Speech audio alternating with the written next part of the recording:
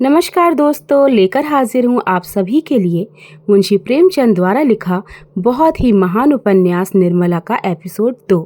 आशा करती हूँ ये नॉवल आपको बहुत पसंद आएगा। आइए बढ़ते हैं कहानी की ओर। बाबू उदय भानु लाल का मकान बाजार में बना हुआ है। बारामदे में सुनार के हथौड़े और कमरे में दर्जी की सुइयां चल रही हैं। सामने नीम के नीचे बढ़ई चारपाई बना रहा है। खपरेल में हलवाई के लिए भट्टी खोदी गई है। मेहमानों के लिए अलग अलग मकान ठीक किया गया है। यह प्रबंध किया जा रहा है कि हर मेहमान के लिए एक एक चारपाई, कुर्सी और एक एक मेज़ हो। हर 3 मेहमानों के लिए एक एक कहार रखने की तजवीज़ हो रही है। अभी बारात आने में 1 महीने की देर है, लेकिन तैयारियां अभी से हो रही है। बारातियों का ऐसा सत्कार किया जाए कि किसी को जबान हिलाने का मौका ना मिले। वे लोग भी याद करें कि किसी के यहाँ बारात में गए थे। यह एक पूरा मकान बर्तनों से भरा हुआ है। चाय के सेट हैं, नाश्ते की तश्तरियाँ, थाल, लोटे, गिलास। जो लोग नित्य खाट पर पड़े हुक्का पीते रहते थे, बड़ी तत्परता से काम में लगे हुए हैं।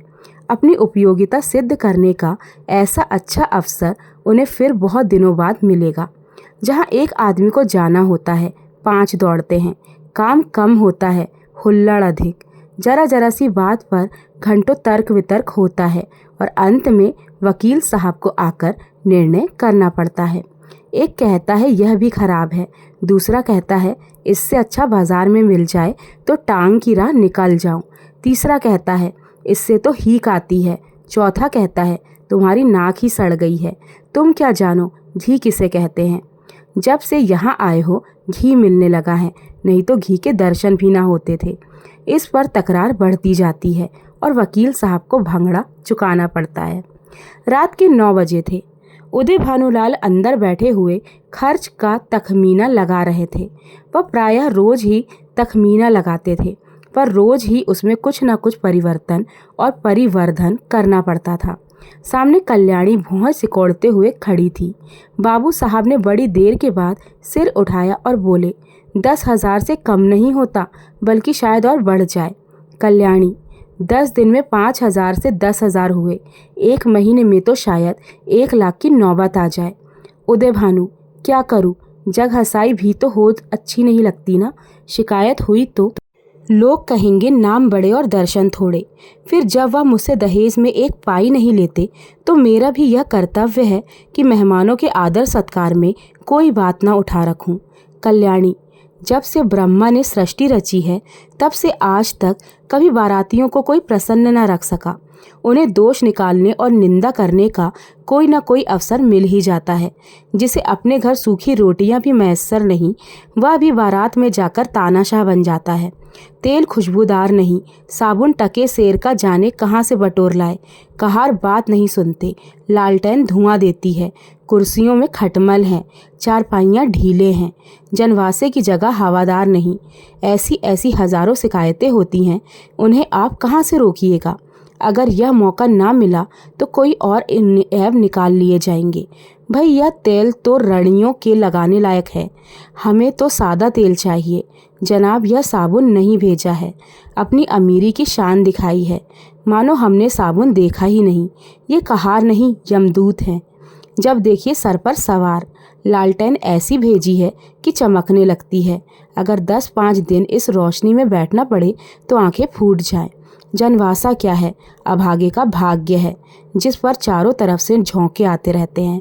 मैं तो फिर यही कहूँगी कि बारातियों के नखरे का विचार ही छोड़ दो। उदय भानु, तो आखिर तुम मुझे क्या करने को कहती हो। कल्याणी, कह तो रही हूँ, पक्का इरादा कर लो कि मैं 5,000 से अधिक खर्च ना करूँगा। घर में तो टका है नहीं, कर्ज का ही भरोसा ठहरा। इतना कर्ज क्यों लें कि जिंदगी में अदा ना हो। आखिर मेरे और बच्चे भी तो हैं, उनके लिए भी तो कुछ चाहिए। उदय भानु, तो तुम बैठी यही मनाया करती हो। कल्याणी, इसमें बिगड़ने की कोई बात नहीं, मरना एक दिन सभी को है। कोई यहाँ अमर होकर थोड़े ही आया है। आंखें बंद कर लेने से तो होने वाली बात ना टलेगी। रोज आंखों देखती हूँ, बाप का देहांत हो जाता है, उसके बच्चे गली गली ठोकरे खाते फिरते हैं। आदमी ऐसा काम क्यों करे। उदय भानु ने जलकर कहा, तो अब समझ लूं कि मरने के दिन निकट आ गए हैं। यही तुम्हारी भविष्यवाणी है। सुहाग से स्त्रियों का जी नहीं ऊबते सुना था।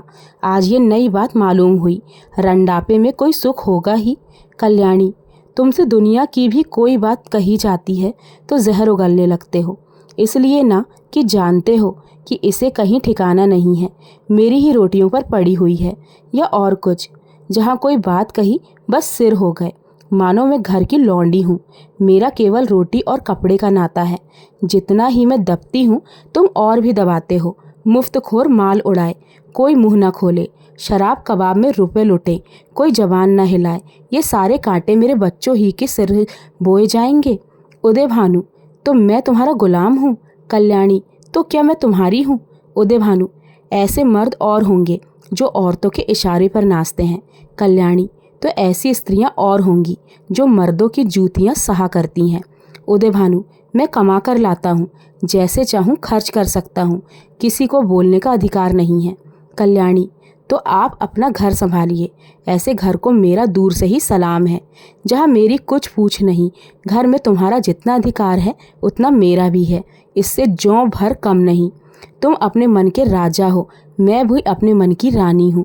तुम्हारे घर में तुम्हें मुबारक रहे। मेरे लिए पेट की रोटियां की कमी नहीं है। तुम्हारे बच्चे हैं, मारो या जिलाओ, न आँखों से देखूंगी न पीड़ा होगी। आंखें फूटी, पीर गई। उदय भानु, क्या तुम समझती हो कि तुम ना संभालोगी तो मेरा घर ही ना संभलेगा? मैं अकेले ऐसे ऐसे 10 घर संभाल सकता हूँ। कल्याणी, कौन? अगर आज के महीनवें दिन मिट्टी ना मिल जाए तो कहना कोई कहती थी। यह कहते कहते कल्याणी का चेहरा तमतमा उठा। वह झमक कर उठी और कमरे के द्वार की ओर चली गई। वकील साहब मुकदमों में तो खूब मीन मेक निकालते थे, लेकिन स्त्रियों के स्वभाव का उन्हें कुछ यों ही सा ज्ञान था। यही एक ऐसी विद्या थी जिसमें आदमी बूढ़ा होने पर भी कोरा रह जाता है। अगर वे अब भी नरम पड़ जाते तो कल्याणी का हाथ पकड़कर बिठा लेते तो शायद वह रुक जाती, लेकिन आपसे यह तो ना हो सका।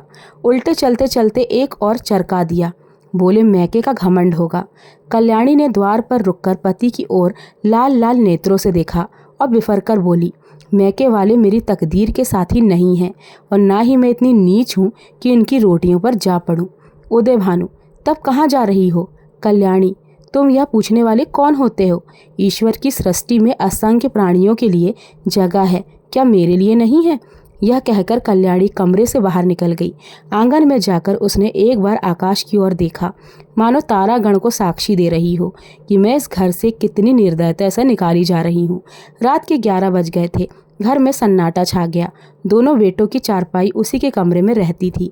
वह अपने कमरे में आई, देखा चंद्रभानु सोया है। सबसे छोटा सूर्य भानु चारपाई से उठ बैठा है। माता को देखते ही बोला, तुम कहाँ गई थी अम्मा? कल्याणी दूर ही खड़े खड़े बोली, कहीं तो नहीं बेटा, तुम्हारे बाबूजी के पास गई थी। सूर्य, तुम तली गई, मुझे अकेले दल लगता है। तुम तो तली गई, बताओ ना। यह कहकर बच्चे ने गोद में चढ़ने के लिए दोनों हाथ फैला दिए। कल्याणी अब अपने को ना रोक सकी। मातृ स्नेह के सुधा प्रवाह से उसका संतृप्त हृदय परिवल्लित हो गया। हृदय के कोमल पौधे जो क्रोध के ताप से मुरझा गए थे फिर हरे हो गए। आंखें सजल हो गई। उसने बच्चे को गोद में उठा लिया और छाती से लगाकर बोली, तुमने पुकारा, क्यों न लिया बेटा? सूर्य पुतातल तो तुम थुनती ना थी, बताओ अब तो तभी न दाव दी। कल्याणी, नहीं भैया, अब कहीं नहीं जाऊंगी। यह कहकर कल्याणी सूर्यभानु को लेकर चारपाई पर लेटी। माँ के हृदय से लिपटते ही बालक निशंक होकर सो गया। कल्याणी के मन में संकल्प विकल्प होने लगे। पति की बातें याद आती तो मन होता घर को तिलांजलि देकर चली जाऊं, लेकिन बच्चों का मुंह देखती तो वात्सल्य से चित्त गदगद हो जाता। बच्चों को किस पर छोड़ के चली जाऊं? मेरे इन लालू को कौन पालेगा? ये किसके होकर रहेंगे? कौन प्रातःकाल इन्हें दूध और हलवा खिलाएगा? कौन इनकी नींद सोएगा, इनकी नींद जागेगा? तुम्हारे लिए सब कुछ सह लूंगी। निरादर, अपमान, जली कटी, खोटी खरी, घुड़की झिड़की, सब तुम्हारे लिए सह लूंगी। कल्याणी तो बच्चे को लेकर लेटी, पर बाबू साहब को नींद न आई। चोट करने वाली बातें बड़ी मुश्किल से भूलती थी। उफ, यह मिजाज, मानो मैं ही इनकी स्त्री हूँ। बात मुंह से निकलनी मुश्किल है। अब मैं इनका गुलाम होकर रहूं। घर में अकेली वह रहें और बाकी जितने अपने बेगाने हैं सब निकाल दिए जाएं। जला करती है, मनाती है कि यह किसी तरह मरे तो मैं अकेली आराम करूं। दिल की बात मुंह से निकल ही आती है, चाहे कोई कितना ही छिपाए।